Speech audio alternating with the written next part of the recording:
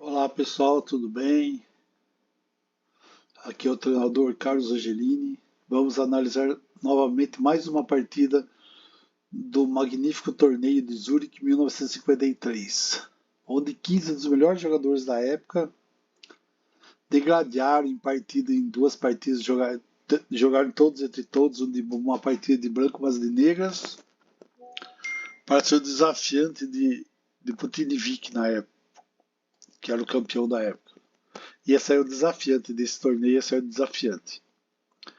Então, essa partida, o americano Samuel Reshevsky contra o holandês Max Euwe. Dr. Max Euwe, que tem diversos livros, tem um livro de final muito interessante dele que vale a pena dar uma olhada. Vamos lá. Reshevsky está de branca, Max Euwe de negras. D4, jogou D4 Reshevsky. Euwe respondeu cavalo F6. Eles vão partir para uma Niso-Índia. C4, E6, Nuque C3, cavalo C3, bispo B4, cravou o cavalo, E3, defendeu o peãozinho, C5, bispo D3,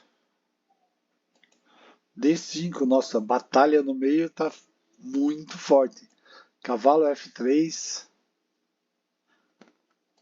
roque, roque, cavalo C6, A3, do tipo, bispo, decida o que você vai fazer, né? Ou troca ou sai daí. Foi lá, bispo por cavalo, bispo C3 por C3, B por C3. Tá peões dobrados, mas são peões no meio, eles vão desdobram rapidamente fácil. D por C4, bispo por C4, já desdobrou, né? Dama C7,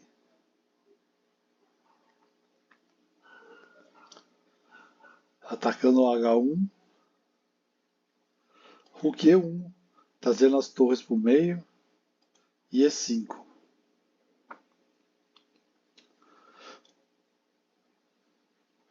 Reshevsky jogou D5. Mas a melhor aqui seria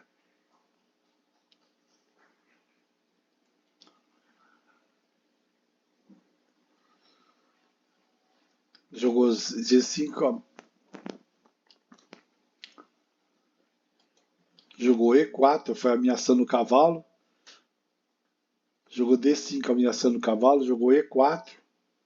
Nossa, agora eles vão para um negócio, uma reação bem enérgica, que vai ser um ataque dos dois peões. Que, por exemplo, olha que tinha outra alternativa aqui, ó. Seria aqui, ó. O cavalo ameaçar o bispo, seria melhor do que o outro lance de avançar. D6 avançou na dama. Dama C6. Cavalo por E5, ameaçando a dama de novo. Dama E4.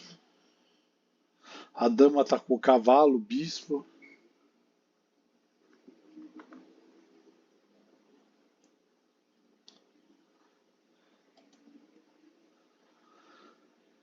Aqui tinha outra variante, o cavalo A5, D6, dama B6, cavalo por E5, cavalo por bispo, cavalo por cavalo, dama A6. Mas essas daí são variantes que podiam ter, e essa última variante foi uma possibilidade apontada mais tarde pelo Max Euwe mesmo, que para ele seria melhor. Mais tarde ele apresentou, não na partida, que jogou outra coisa, mas vamos voltar à partida. D por C6, E por F, os dois trocaram os cavalos, dama por F3, bispo G4, atacando a dama, dama G3, dama por peão. Como é habitual nessa variante, as brancas têm uma pequena vantagem posicional. Esse peão de E que está no flanco, The rei pode expulsar o cavalo de F6. Se você avançar, ele vai poder expulsar mesmo. E está protegido pela torre. Pode ajudar para as brancas dar um ataque, fazer um ataque contra o roque. Então vamos ver o que ele vai fazer. E4, ele vai partir para isso mesmo. Bispo H5, recuou o bispo, tirou o bispo. Por que ele tirou o bispo? Porque se ameaçasse o cavalo, ele perdeu. Quem estava protegendo o bispo era o cavalo. Tá, vamos voltar o lance aqui. Tava isso daqui. O que acontece? Claramente, você vê que a intenção das brancas é avançar esse peão para E5. Se ele avançasse para E5, esse cavalo teria que sair daqui. E esse cavalo está protegendo justamente esse cavalo. Esse cavalo aqui está protegendo esse bispo. Quer dizer, se eu avançasse o que ele fez? Ele tirou o bispo justamente por causa disso. E batata, foi lá. Avançou para tirar o cavalo, E5. O cavalo foi para D5, A4. Para que A4? Ele quer fixar, ó. Aí ele quer evitar o B5. A6. Ó, Reshevsky vai atacar aqui, ele está querendo jogar B5 agora.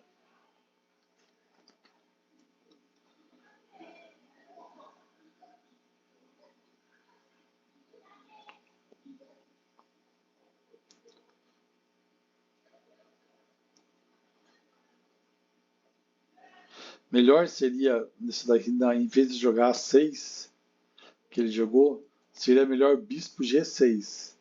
Ele protegia qualquer coisa que pudesse acontecer aqui com o bispo. O bispo ficava bem posicionado, controlando uma diagonal bem forte aqui, né?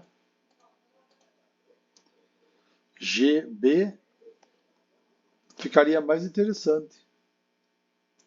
Mas vamos voltar a partida. Ele jogou A6, A5. Ele quer cravar lá, ele quer o peão fraco, quer fixar o peão fraco e mais jogou B5. Em passando, né? Capturou o B5. Foi de cavalo, cavalo para B6, Rook por A6, Rook por A6, bispo por A6. Nem todo mundo teria capturado esse peão de A6. Porque estava tudo ameaçado, né? Praticamente, se você olhar aí, dá a impressão que o bispo está perdido. Mas o Reshevsky ficou pensando nesse lance 2 horas e 25 minutos para aproveitar sua chance de transformar em vitória. Ele jogou o quê? O Max hoje jogou C4, ele jogou dama H4, é o que atacando o bispo. Isso é o bispo preto de B. Também seria uma boa H4 agora, bispo G6, bispo E3, atacando o cavalo. Por quê? O cavalo, ele pode sair, se o cavalo sair daqui, se o bispo capturar, ele pode capturar esse peão, tanto com a dama ou com o bispo.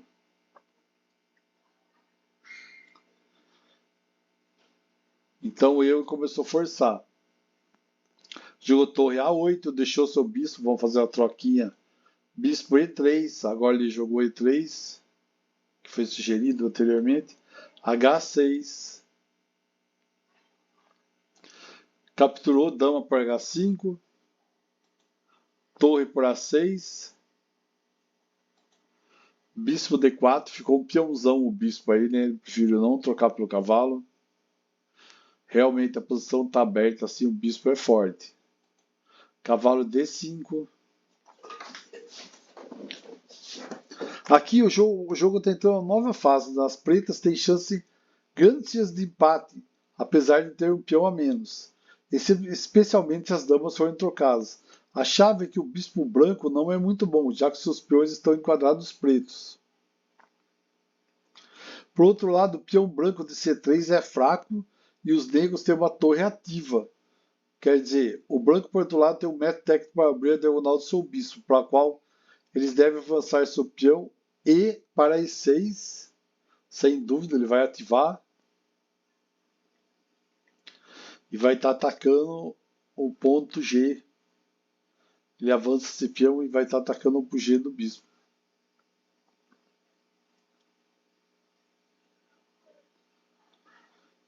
E dá para ele avançar esse peão também.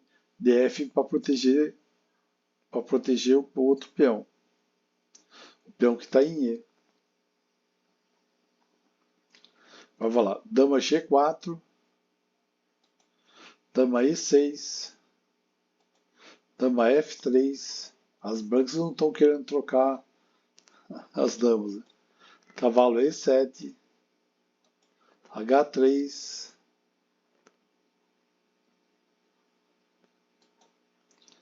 Ele pensou, ó, isso daqui poderia ser uma imediata invasão B7, mas é meio comprometedora.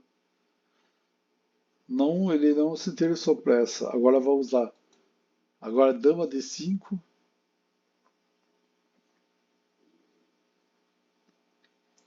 Novamente ele ofereceu a troca. Daí você tem uma torre que pode entrar na coluna G, ameaçando o peão aqui de G.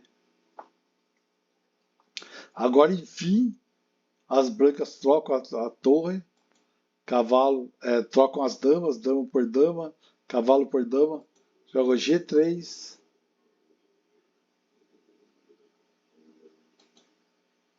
Nunca C7, cavalo C7. Esse lance foi muito ruim. Melhor lance seria ele vir com a torre em A3. Aqui. Porque só, no lance anterior, o cavalo está ameaçando A3. Ele vem para cá. Tudo bem, aqui pode proteger, mas seria melhor do que o outro lance lá que não.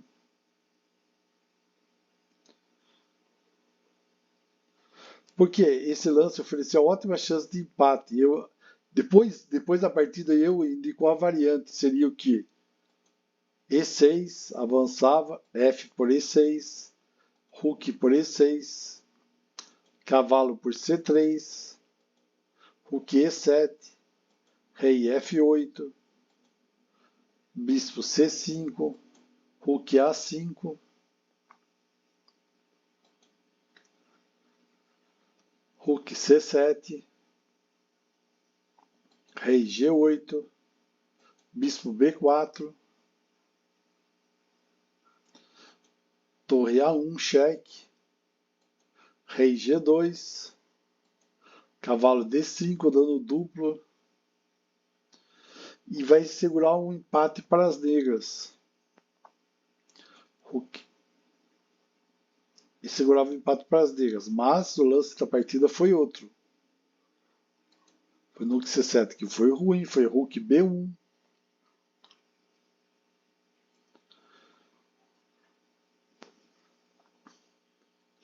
E as brancas estão avançando devagarzinho, estão se preparando para atacar a sétima.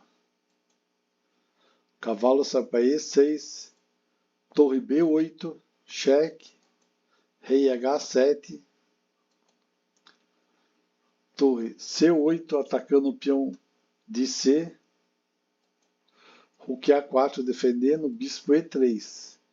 Enfim, o bispo parou de ser um peãozão, era um peão grandão, né? Que estava defendendo aí. O melhor lance aqui, as engines dizem o que? Que o melhor lance seria Rei G2. Seria o melhor lance. Por quê? Vai estar ativando o rei. Tá, o rei consegue ir rapidão para o centro. Porque já está indo para os finalmente. Bispo E3. Cavalo G5. Aqui é outra vez, foi outro erro que o Engine considerou. O melhor movimento para ele seria o que? Peão G5.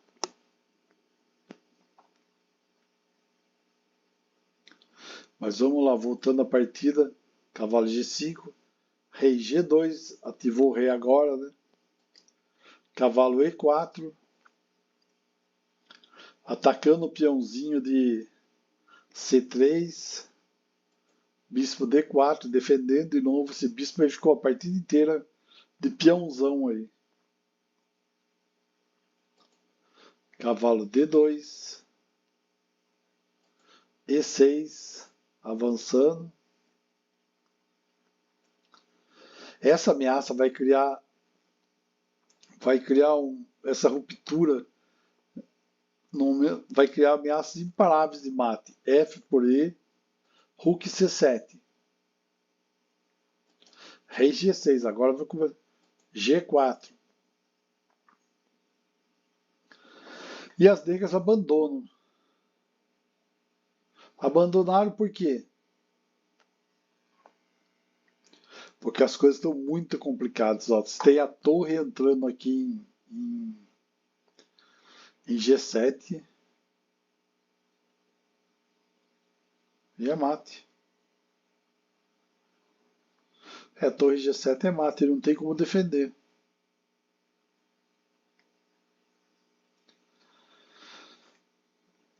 Agora, mas o que mais me impressiona nessas partidas, as partidas de 1953, não tinha computador, tinha poucos livros. Você olha a precisão do Reshevsky, 96. A do Eui, 88. Não teve nenhuma gafe, nenhuma chance perdida. Pequenos erros, assim, erro numas, assim. O lance era um pouquinho melhor, se ganhava décimos da coisa, mas assim, é impressionante. Todas as partidas que nós estávamos olhando de Zurich 53, a precisão é muito alta, todas quase acima de 90. É muito alto. Só para vocês verem o nível dos jogos. Pode pegar, agora vai ter Floripa Open, campeonato brasileiro teve. Dificilmente as partidas têm uma precisão tão alta como esse. E sempre assim, os dois jogadores têm precisão alta. São poucos detalhes assim que o jogador perde. É impressionante. Por isso assim, é muito importante estudar os clássicos. Vários autores, professores sempre incentivam grandes mestres, o Leitão diversas vezes, o Gerson Pérez sempre incentiva a estudar as partidas desses grandes mestres do passado. Essas partidas clássicas têm que ser estudadas, porque eles são muito fortes, esses jogadores. Mas pessoal, é isso, mais uma partida, trazer essa partida para o canal. Aproveitem, curtam, comentem, se inscrevam no canal. Lógico, se vocês gostaram, eu estou colocando bastante material no canal. E vamos lá, dar uma ajudazinha e incentivo. Valeu, pessoal, muito obrigado.